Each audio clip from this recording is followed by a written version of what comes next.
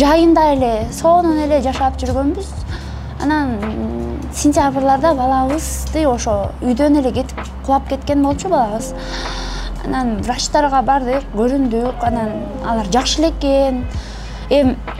Кыргыздарда айткандай, жетиге чыкканча жерден таяк жейт деп коет го, ошондой эле кулап кетти эле, эчтеке болбойт деди. Хирургка барсак, мейли деп эле УЗИден да тарткан эмес, жөн эле ошол эчтеке болбойт деп койгон болчу өзүбүздүн поликлиникабыз. Анан бир айдан кийин эле мынтип, бир айда өткөн жок, мынтип эле ичин ушалап, массаж кылып берейин деп эле баламды жуунткандан кийин кармасам, сол жагы аябай шишип туруптур.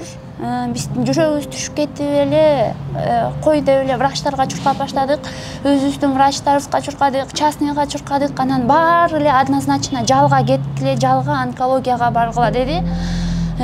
Биз бияка жалга келгенде эле сразу эле бизди мынтип кагаз-багаздарыбызды көрүп эле врач онкология деп эле айтты.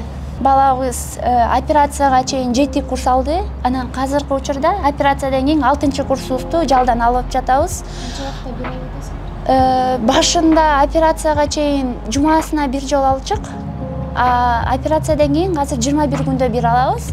Анан ушул күнгө чейин жолдошум өзү иштеп, ошол акчанын баарын өзүбүз эле туугандарыбыз менен топтоп жатканбыз, акчанын баарын эле.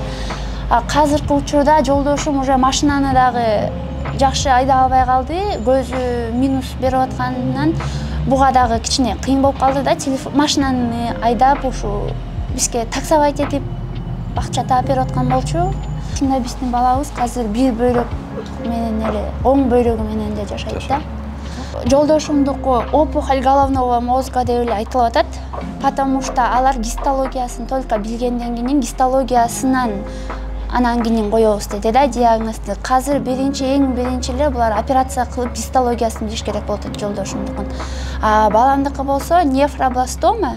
Это опухоль почки, да, получается. Турцияга чалсак, биздин кортекстен түшкөн КТ, МРТ-ларыбызды көрүшүп, предварительный $40,000 деп айтып жатышат. Бирок аяка баргандан кийин дагы сумма возможно ылдыйлайт же көбөйөт. Биз точно айта албайбыз деп айтып атышат. Эртелеткиле деп айтып атат. Анткени менин ичиндеги эле опухоль кандайдыр менин бир функциясын туура эмес кылып же көзүнө туура эмес таасир көрсөтүп калышы мүмкүн экен, же басканына, же сүйлөгөнүнө